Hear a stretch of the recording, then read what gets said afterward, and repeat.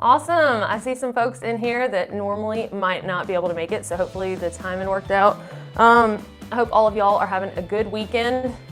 I am so far. I updated y'all a little bit and let y'all know kind of my goals for this month and everything, and I just find that after you've been gone for 6 months or even longer, since it took us a while to get back, things tend to get backed up. I mean, like my brother cut my grass some while I was gone, but I haven't done that last good final cutting of the yard now that it's gotten cold outside and won't grow as much, just all the scrubby stuff. But of course the weeds still grow, right? I mean, it could be like -10 and I swear weeds will still grow. But so just kind of catching up on some of that stuff starting now, because I'm finally caught up on all the stuff online. I feel like I got some bearings on it anyway, because I got the knives pretty much done and almost all of them sent out. And then I have the t-shirts up now, so just some things that I've been working on. And so I wanted to go ahead and do a Q&A with y'all, and I still have other things online-wise that I need to catch up on, like blogs, and I want to start writing books and all that. But anyway, so, but I want to go ahead and have this Q&A because it's been a little while since we chatted. It's pretty gross outside. I doubt that we can see back here. I'm probably going to blind it, but you can kind of see. See, it's raining back there. I don't know if y'all can tell, but pretty gross outside here. So it's like a perfect day to do this, because if I can't be outside walking or something, then I'm glad I can be inside talking about it. So I do need to get fancy out though and start practicing with her some, wearing her new harness. She's got a pack from a friend of mine. It was a trail angel that we stayed with in Bend. He got a rough wear pack. I think it's the Palisades, if I'm not mistaken. And so I'm going to go ahead and start with her, getting her used to wearing the harness. And she's kind of a skittish dog, so he said what he would recommend is take her outside, already have her out there, and then introduce the harness. That way she doesn't associate it with, oh, this makes me nervous while I'm inside at home. She associates it with, oh, this is so exciting, I'm outside, and this thing I associate with, we're having fun outside. So hopefully that'll work. And then introduce the rest of the pack, because it's one that you can take the saddlebag parts off, and just wear as a harness. So it's kind of cool. Okay, let's see. Hopefully this isn't shaking too much. I've got it. Y'all would think that the setup I have here, I have my little tripod and I have my phone on top of it, and I got this box that we've got a light for the family turtle. I don't know if any of y'all are on Snapchat, but I'm on there now. I'm doing the Snapchats, trying to stay hip. And so anyway, I Snapchatted the family turtle, my mom talking to it the other day. But so yeah, the empty box is what I have this whole tripod thing set up on. So if it's a little wobbly, you know why. Graham says, just a thought, calendar triple crown. If I did something like that, it would be, well, first of all, I don't know if I'm capable of that. I've never pushed myself that hard. I did one 24-hour challenge. I did do 62 miles. So I know I can push myself physically, and I know mentally I can handle pushing myself, but I don't know physically that I could do that. I don't know. I'm not saying I certainly can't, but I just haven't ever tried to do something like that, because I capture things as I go, and I really do enjoy that part of it, capturing things and sharing them. So I wouldn't be able to capture as much, I feel like. Obviously, I wouldn't be able to spend as much time with that. I would not be able to correspond or do any of that stuff, because when I get to town, it's not like I just kick back and drink a beer and sleep.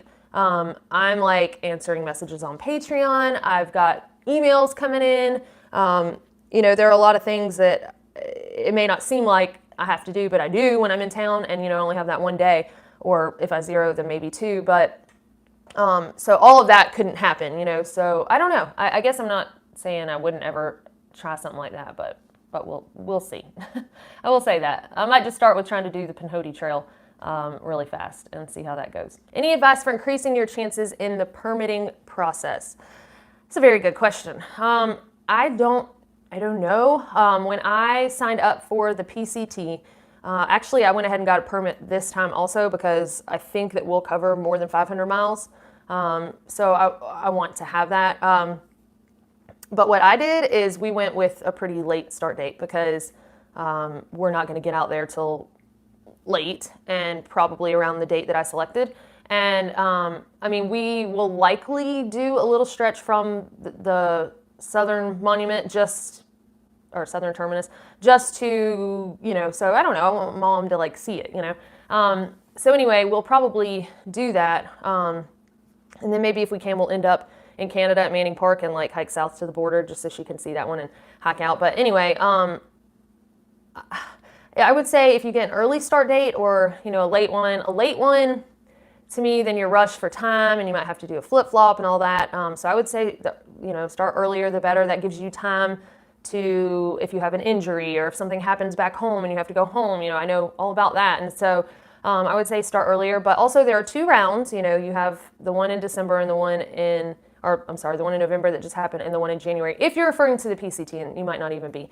But otherwise, not really, that's the best advice I can give, start early. Of course, if everybody did that, then, the average start dates would be free, right? So, but it's a good idea anyway to give yourself some extra time. So I hope that helps a little bit. I know it's nerve-wracking for sure, especially if you didn't get it the first round and you're waiting till the second round. But there might have been some people that, dropped. So don't lose hope if you didn't get the exact date you wanted to. John says, can you say a few words about the thought process you went through to create the name Homemade Wanderlust? Yeah, sure. I'm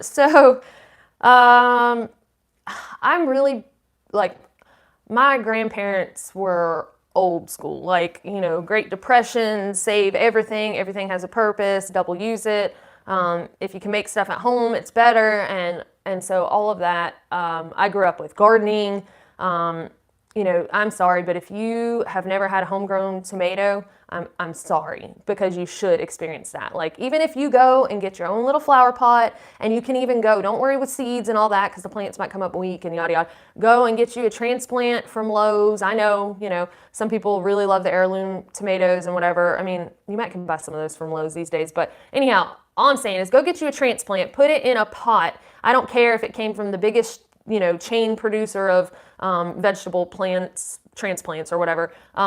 I promise you, if you grow a tomato on that, it's going to taste way better than anything you buy at the store, because it's actually ripening on the vine, and it's going to taste better than even those, vine ripened tomatoes where you see part of the vine is sitting on the shelf at the grocery store. I'm sorry. That stuff is just it's like zombie tomatoes. It tastes like cardboard. So if you never had some homegrown tomatoes or vegetables of some sort, you're missing out. And I think just playing with your hands in the dirt is therapeutic, and watching something grow and being proud. I did that. They tell you to be successful, wake up every morning and make your bed because you've completed your first task and you were successful at it. So it kind of sets you up for the rest of the day. And plus, if you have a bad day and then you come home to a made up bed, which looks nice. So I kind of feel the same way about a tomato, growing tomato plants. It's just, I don't know, there's something rewarding in that rather than buying something at the grocery store. But anyway, so I have that mindset of the homemade basis. And I had originally intended that the channel would be partially my projects that I do at home,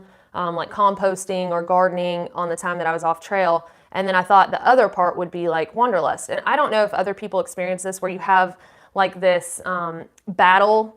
I have a battle going on in my mind. Part of me wants to sit at home and homestead and really enjoy that part of things and have some land, but the other part of me really wants to get out and travel. So while they seem kind of contradictory, they exist in one person, and I know other people are like that too. So that's really where it came from. I figured the channel would be kind of split on things that I did, but your audience kind of drives things, and people really latched onto the backpacking, and I have too. So but the name is there and it has stuck. And I don't know if some of y'all from the very beginning of Patreon remember me thinking about changing the name of the channel, and everyone was like, no, leave it, and I'm like, well, it's kind of a long name, and if there's not really much homemade in the Wanderlust anymore, then and they were, they wanted me to keep it, and it made sense. It was already there and established, and I'm glad I didn't change it. So I feel like I'm going long on some of these answers, y'all. I'm sorry. Mark says, I have 2 questions, both tech related.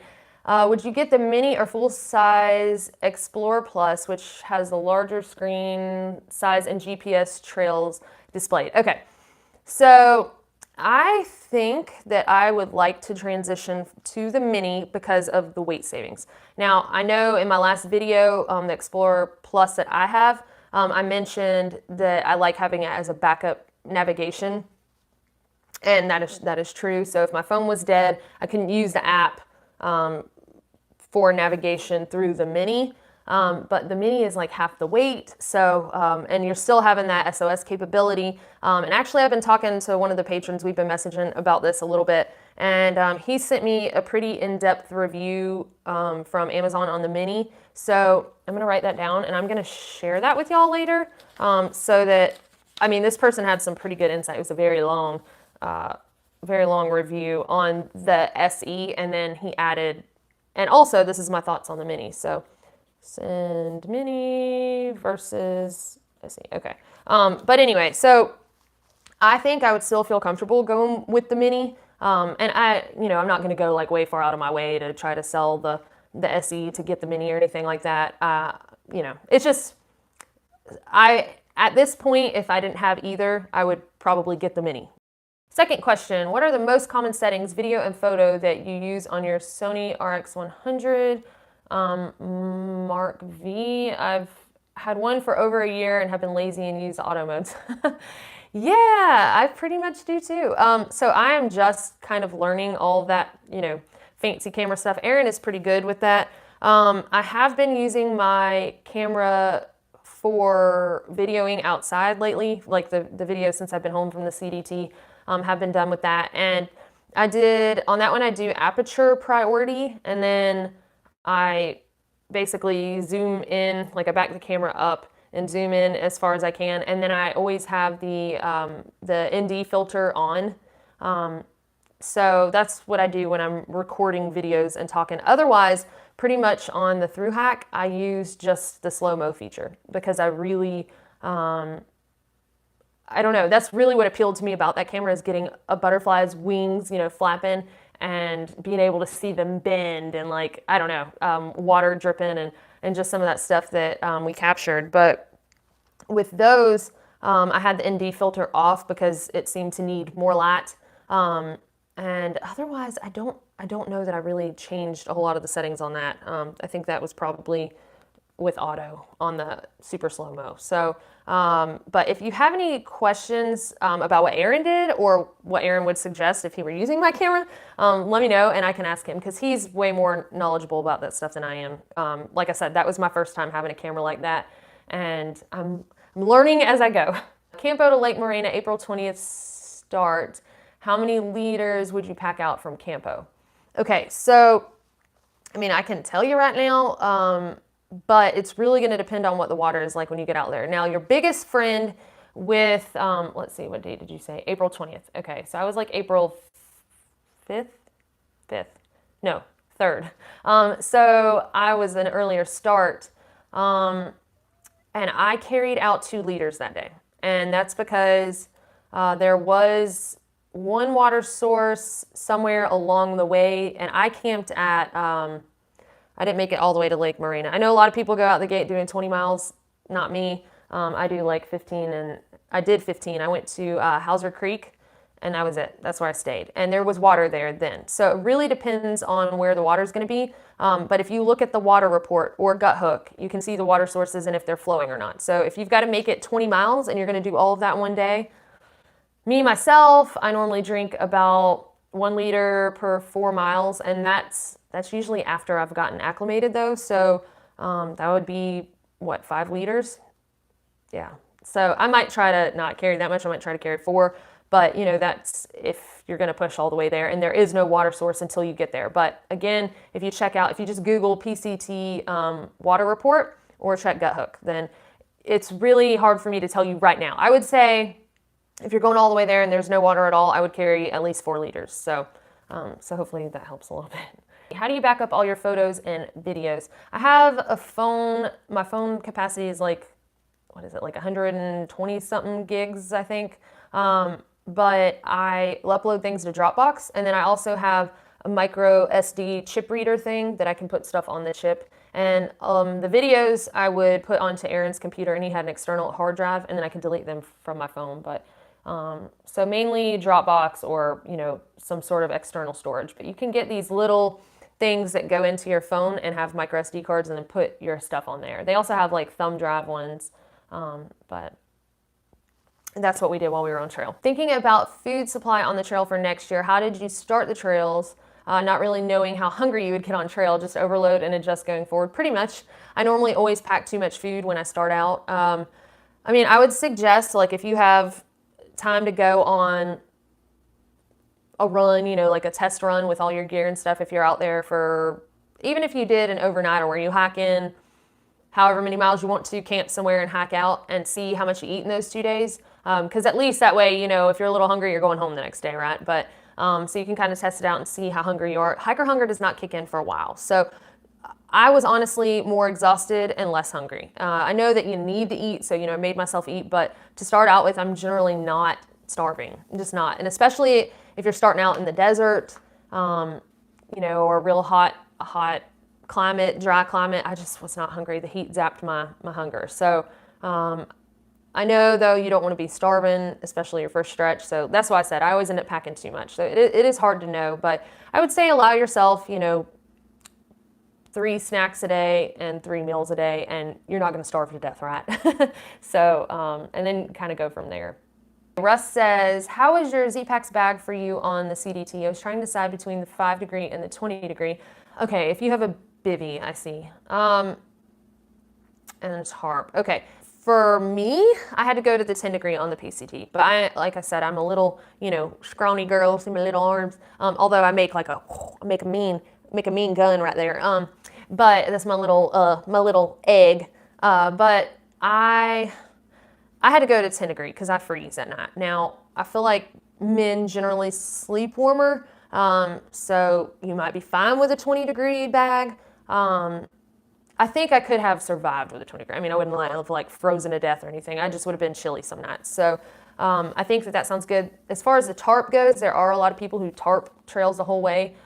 There were some nights where the mosquitoes were pretty rough. So if you're able to, like, you know, get in your sleeping bag, or if the bivy has like a net on it, you should be fine. So if you do that with the tarp, and then there will be some nights where we probably don't even use, you know, the bivy. You just up under the tarp. So you could certainly start with that, and it won't take but one bad stretch with it to know that you don't want to do that. But I think, you know, there are certainly people who do that. So myself, I like to be able to get in my tent and escape the mosquitoes. And then I get in my tent, I have a mosquito massacre. That is the only bug that I will mash and not feel any remorse. I say that, but if they're being peaceful, like on the wall of my tent while I'm trying to sleep and they're not, this is in my ear, then sometimes I'll let them. But it depends on how mad they made me that day. But anyway, so yes, you should be able to do that.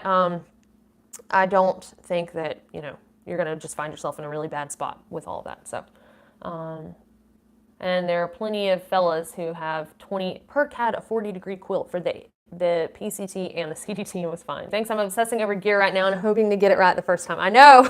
And the bad part is I just, like, I wish that I could tell y'all, hey, get this, this, and this, and it will work perfectly for you. But it's like everyone has to decide, you know, what works the best for them. So camera work, do you use a gimbal, or is the camera's built-in steady mode enough? So for me, with the camera that I used for slow-mo, it was fine. I didn't need a gimbal. But Aaron did carry a gimbal that we both use sometimes with our phones, and then he had a crane for his big old camera. So those, and there was one time where he caught a bird flying off a branch with his camera, and we didn't have time to pull out. Well, he didn't even have the crane then, but so I just like sat there and he rested it on my shoulder or back and got the shot real quick before the bird flew off. But yeah, it, you know, it can be okay. It just really depends on what you're doing. So, but we did use a gimbal a lot with the cell phone this time, and I think I might get one to tote with us, my mom and I, on the PCT. So. The gimbal is definitely better, but I was able to get video and, like, whether slow-mo or regular video without a gimbal. So, and I do suggest I would show you, but my phone is on the tripod right now, the little GorillaPod tripod. My camera screws right onto that. So that's what I've been shooting my videos with outside lately. So what do you think about the North Country Trail Scenic Trail? Would you go eastbound or westbound? Honestly, I haven't looked at that really at all. I have folks that'll, you know, say like, what about this one or what about this one? But right now, I think if I do another one in the US, it would probably, I say this, you know, things are always subject to change, but it would probably be like the Florida Trail or the Vermont Long Trail or something like that, you know, a shorter one if it's in the US.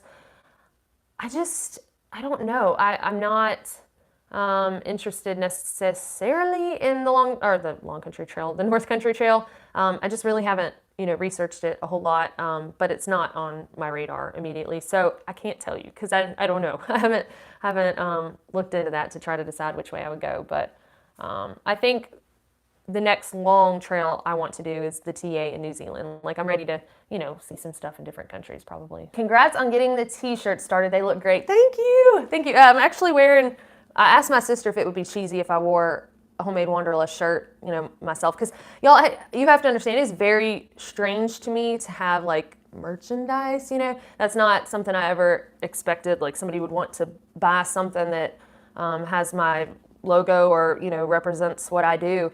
And so it was really weird for me when Patrick approached me about doing the knives, and he's like, some people have asked for this, and I was like, but why? It's just my logo, and he's like, exactly, and people like what you're doing. And I'm like, I don't know, it seems weird to me, and I mean, not that I am not proud of what I do. It's not that, it just, I don't know. I maybe I'll understand. I don't know. But anyway, so I'm wearing, a little V-neck shirt. Actually, I moved the logo up on the shirts a little bit, the V-necks, because I felt like it was down. But I just ordered a couple to, I wanted to hold it and look at it, make sure the shirt was okay and that the logo printed out all right. And so anyway, I asked my sister, I'm like, is that weird for me to wear my own stuff? But she says no. So anyway, I'm wearing it. Do you think about writing a book? Can you write? Maybe you need an associate writer. Would a book sell? Yes, I do intend to write a book. I mean, I think I can write okay enough to get the story out. I don't know. I've blogged, and those are blogs that were done from the trail. So, it's not something that I sat down and put a lot of heart and soul into spending a lot of time writing. So anyway, and then I did the little ebook to help people prep for the AT. But I know that that's quite a different thing than an actual story. But I do think that I could put together a story and would do, a decent job with it. So let's put it this way. I won't put out something that I don't think would be interesting to read or that is written poorly. So, and I feel like I have people close enough to me that aren't just going to lie to me to make me feel good. They're going to be like, this sucks, or this is, pretty good, but I would change this and this, So it is something that I definitely aim to do. And honestly, I wanted to start writing at the beginning of December, but I had to put other fires out from being gone longer than I had expected. So hopefully beginning of January I can start writing. So, but that is a good question. And yes, I intend to put some more books out for sure. Planning on doing videos next year when you fill in the closures? Yes, for sure. What was the moment on each trail where you were the most scared, and which of those 3 moments was the scariest? Okay.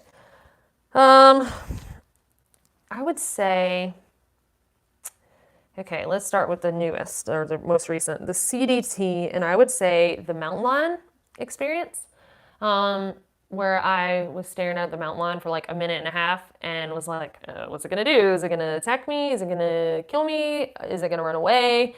How long are we gonna stare at each other before it makes a decision? So that one was pretty scary. Then on the PCT, it was definitely either the river crossing, White Fork, that I went through by myself, and I got halfway across and had to turn around, and downstream from there it was just rock cut into, or water like cut into the rock, like just a rock slide, basically like a rock chute, and there's no way to get out or grab bushes and climb out. There's none of that. Like, you're done. If you fall there, you are done.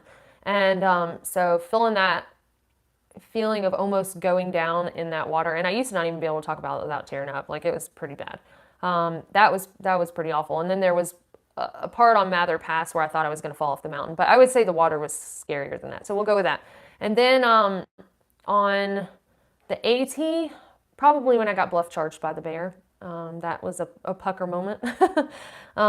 So of the 3, though, I would say on the PCT, that White Fork crossing. And so for any of y'all who are planning on doing the PCT this year, don't let that scare you. This was something that was because of the high snow year and all of the snow melting. So it wasn't like a typical crossing for the PCT. So yeah, that was probably the scariest thing at all ever that's happened, because I really thought I was done.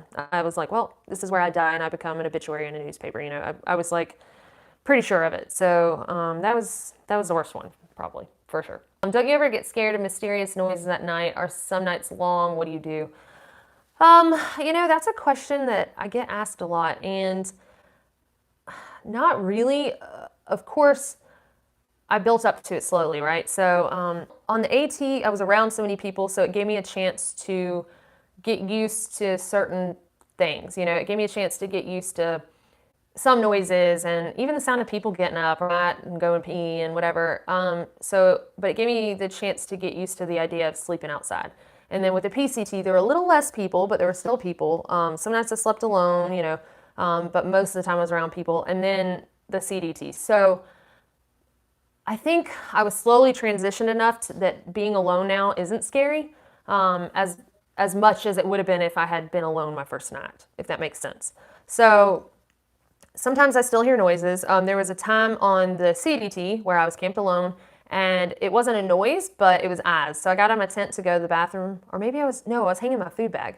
And I got out of my tent to go hang my food, and I had my headlamp on, and I saw these eyes glowing. And this was several days after the mountain lion thing, so it wasn't like, it was still fresh on my mind. And I saw the eyes, and I was like, oh my gosh, I bet that's a mountain lion. And I was like, what if I go out here and, I'm hanging my food and I turn my back to this thing and it attacks me? Or what if, when the tent helps me look big and maybe it's a little scary looking, but what if I walk away from the tent and then it attacks me because, I look smaller than or something? I don't know. You think all these crazy things. So, you know what I did? I took my food bag and I threw it as far as I could because I yelled at the thing. I yelled at it and it didn't budge. Like, it just kept standing there and I couldn't see what it was. I was going to walk closer to it, right? But I mean, it could have just been a deer, but I really don't think it was, because most of the time deer kind of run off. They get spooked easily, and especially when you yell at them. But this thing did not. And it was a little bit like lower. I don't know. I'm not saying it was a mountain lion, but I wouldn't be surprised if that's what it was.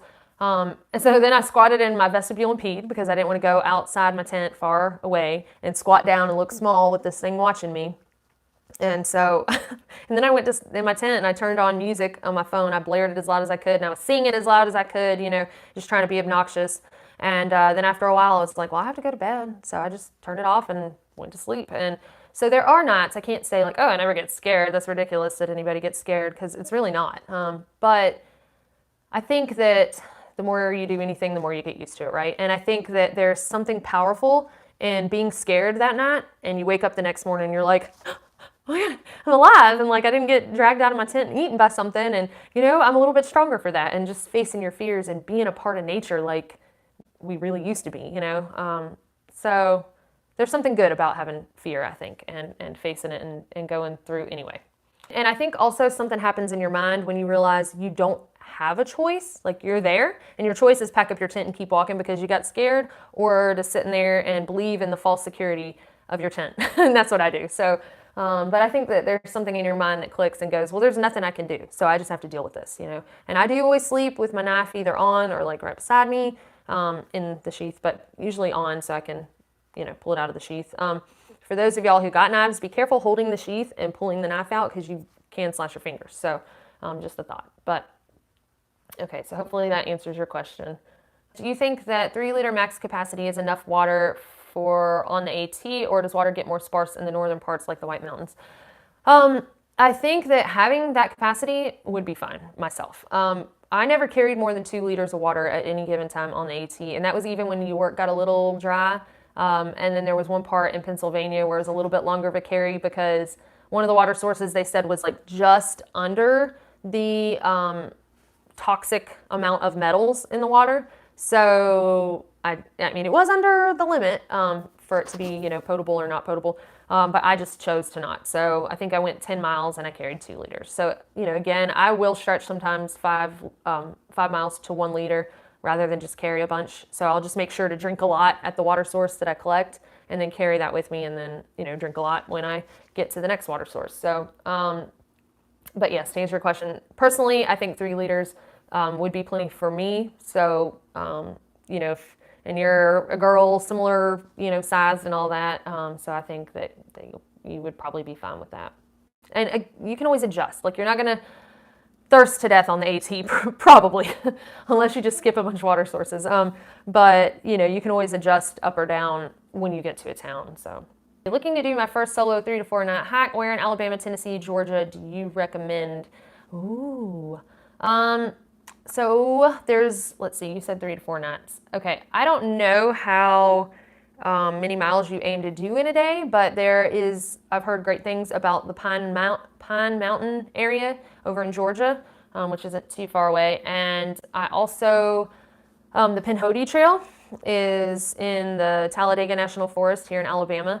Also, the high point of Alabama is in that area, so that would be kind of cool. And Tennessee, I don't know, I've never hiked up there, and I don't, I'm sure there are a lot of beautiful areas. Oh, well, excuse me.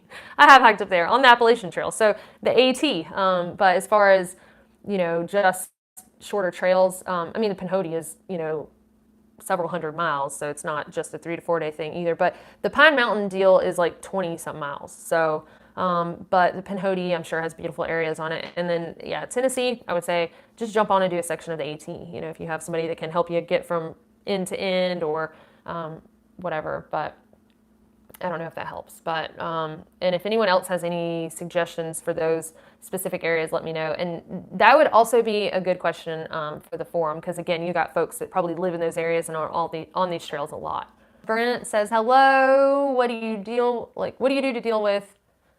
Oh, sorry. How do you deal with loneliness on the trail? Thinking of doing the JMT this summer and concerned about anxiety and fear.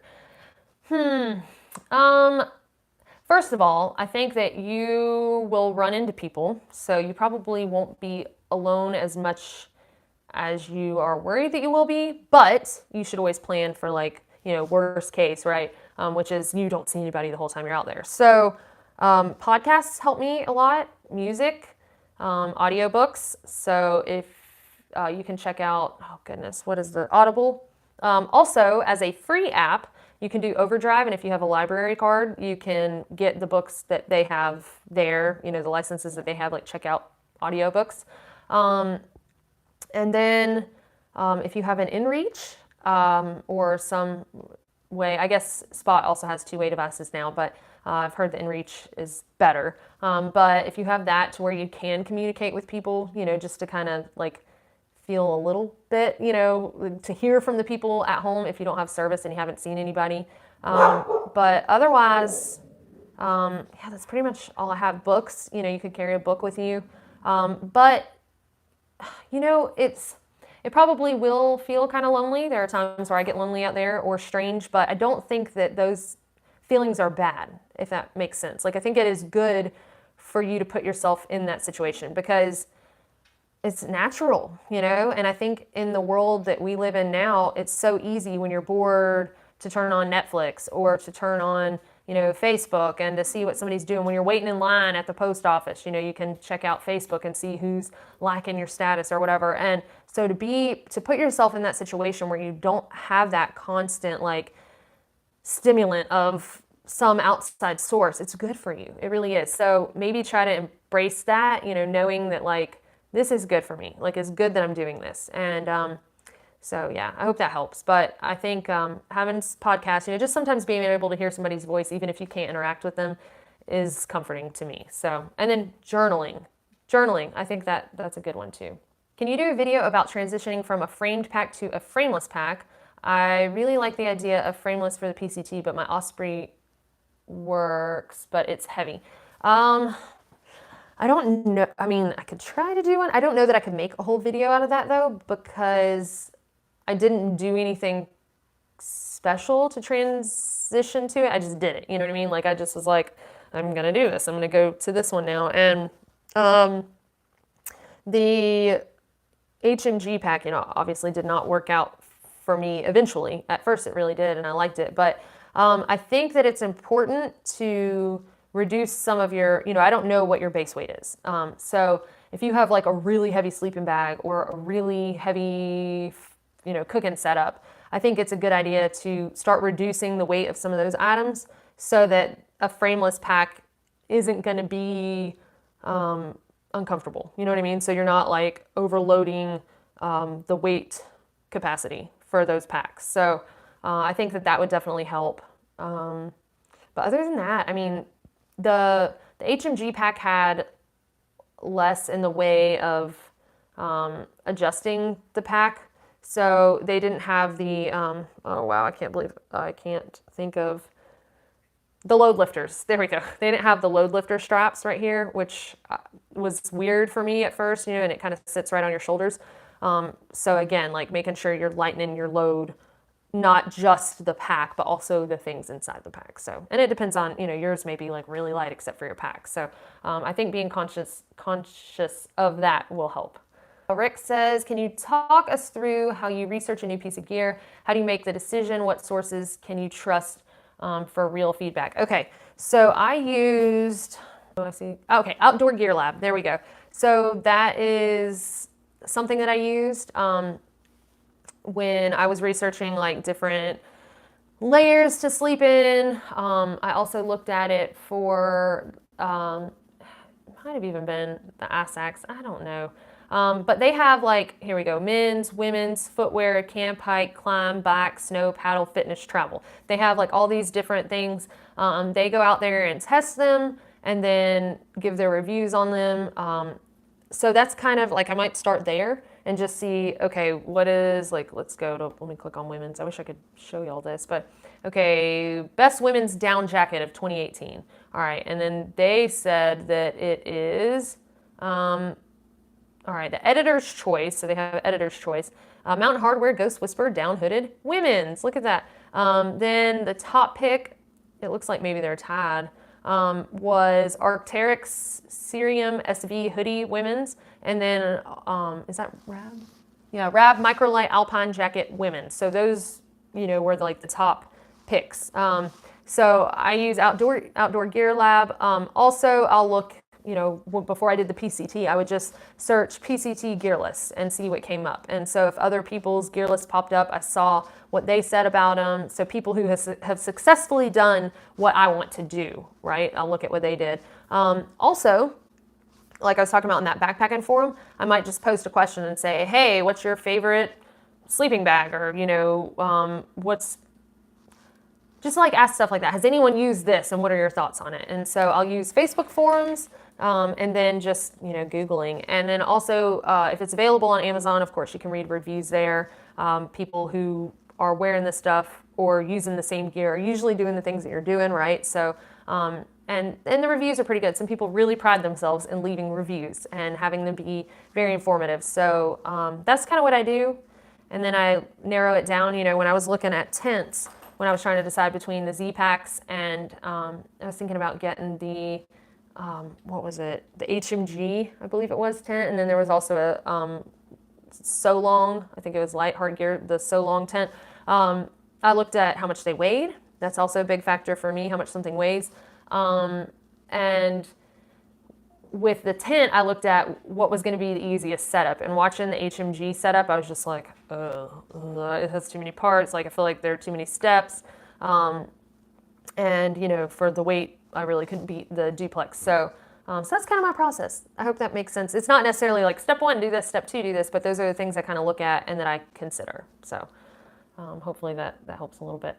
Carol says, just bought a Trek Light umbrella for desert hiking here in Southern California. I see that you carried it, but did you ever strap it to your pack? And if so, how? I did not. I like having it, I like holding it because I normally collapse one trekking pole, put it in my pack, and then I carry the umbrella because I feel like the wind can shift so easily out in the desert, and I like to be able to point it into the wind real quick. So if it's real gusty, that way it doesn't, you know, invert it and flip it open. And I feel like if it's on your shoulder, you can't do that as easily. Also, if you're on a lot of switchbacks, to me, sometimes I'll switch back and then, you know, it's not covering me as well. So I feel like I'd have to constantly play with it on my shoulder anyway. So I just never fooled with it. Now, there may be somebody who's like, no, it was so much easier on the shoulder. I got all of those issues figured out, whatever, but I just never had the desire to strap it to my shoulder. So I didn't, but I know that there are a lot of people who have. And if you Google hiking with an umbrella, there are some articles where people have written things about how they attach it and why they liked it so much. Leah says, when you resupply in towns, where would you normally get your water? Would you personally normally use tap water? All of those little details I'm thinking of right now. Yeah, I used public bathrooms. I know it's like, ew, but desperate times calls for desperate measures. I use spigots outside of buildings. That's what I did at Lake Morena. I used Sometimes the bathtub is easier to fill up with if you stay at a hotel or a hostel rather than like a sink in the bathroom, because sometimes I couldn't fit my smart water bottle, so I'd use the bathtub. I mean, whatever. And if I was a little bit worried about it, I'd just run it through my filter. So, yeah, I feel like you'll find that your standards significantly lower the longer you're on trail. But I mean, it is a question. Like, I wondered that too. I'm like, so when I get to town, what do I do? But you can even at restaurants, you can ask them, and sometimes they'll fill it up for you. Or if you're eating at a restaurant and you have a water cup, like fill it up and get them to refill it. Whatever. Or if you're like at a McDonald's where they have like serve your own drink kind of drink machines, you can fill them up. There. So I filled them up at all sorts of different places. But usually, if you're in a trail town, people know that you need to do that, so they get asked, and they, it's normal. So, what are the 2 to 3 things you most miss from being on the trail, and what are the 2 to 3 things you most love about being off trail? This is a good one. About being on trail, I really miss just like the serenity, the peace of it, not having messages and phone calls and emails and all that stuff. You're just like out of touch. Like nobody can access you. I mean, I did have the InReach, but like I had to push a button to check for messages on that. So just being able to be in complete silence if I wanted to is definitely one thing. I also miss like the physical reward of being out there and the mental reward of accomplishing a big goal every day, 20 miles or whatever that goal was. Lately I haven't been as physical as I need to be. So I'm going to start getting out more with Fancy, and Mom and I have been walking some with Fancy, but I want us to start hitting some trails. So, so I would say that's probably what I miss, and the stars, like just at night, seeing the stars if I cowboy camp. That's one thing I didn't love about the duplex. It's single wall, so there wasn't like a netted body of the tent and then the rain fly. So I had to open it up and put my head over to where I could see out. So yeah, just the beauty of nature, being out there and seeing all the little critters and stuff like that. But what are 2 to 3 things that I love about being off trail? Flushing toilets, that's amazing. That's so great. My bed and my dogs. I miss them so much. So yeah, that's probably it. Jim asked, wondering, Dixie, toward the end of the AT, PCT, and CDT, you have gotten very emotional. I was wondering why. Is it more mental or physical or both? Is this the point of a thru hike where hikers quit because of burnout or wall? What are your thoughts, Dixie, and what advice would you give for preparing for the end of a thru hike? So this is a good question. It's kind of deep. So I would say, yeah, I probably cried because of mental and physical, probably more mental. I'm just mental. No, I would say it's just like, I don't know, kind of feeling like I've worked so hard for this moment, and now what? And now what? Because now this is about to be over, and it's something that I've wanted so bad, and here it is, and so it's almost like relief and joy and confusion and maybe even a little fear of like what's next. When you have this goal to work towards every day, and luckily for me, I've always had some other goal waiting for when I finished. Not so much with the AT. The AT, I was not sure really what I was going to do. But with the PCT and CDT, it's been a lot easier to adjust back to normal life because I've had some goal to look forward to and something to channel my energy into. But I would say, yeah, crying just from like exhaustion and just joy, fear, all of it. So yeah, I'm a crier sometimes, I reckon. I get a little emotional, and tear up. So, okay, yeah. I would say that it's a little bit of all of it. And then, yeah, I would say that thru hikers do tend to quit, not necessarily right at the end, but there is a point where I think you do get burnout and you have to push through that. And if you have to take a couple of zeros and just regroup.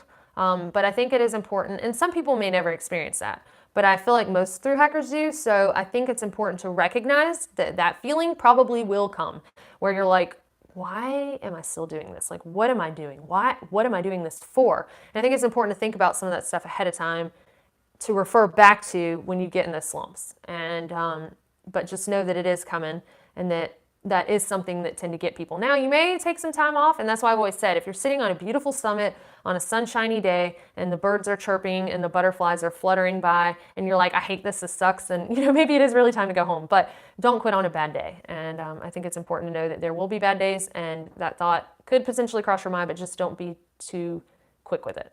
I'm trying to see when would be a good idea. I think Aaron is going to, we've talked about this, but I think Aaron is going to do the CDT movie that'll come out right after Christmas. So I don't know. I'm thinking we might do one more Q&A. Go ahead and do one. I don't know if it'll be like right before Christmas or maybe right after, but we'll go ahead and do another one of those this month. And then, again for the new year, because I know people are so busy. So I want to try to go ahead and hit another one this month for folks that were busy this weekend that can make it. Like if I do it during the weekend at night, later. So anyway, all right. Thanks for Q&A. Merry Christmas, Merry Christmas. Yeah, happy Santa Day, happy holidays, Merry Christmas, happy Hanukkah, all that stuff to y'all and your families. If we don't chat before Christmas or the other holidays, but yeah, if we don't, then I will chat with y'all after Christmas and probably before the new year for sure. So, okay, guys, y'all have a good one, and I'll see you later. And thank you again for everything and for being here tonight. And Leah says, have a great day, everyone. All right, y'all.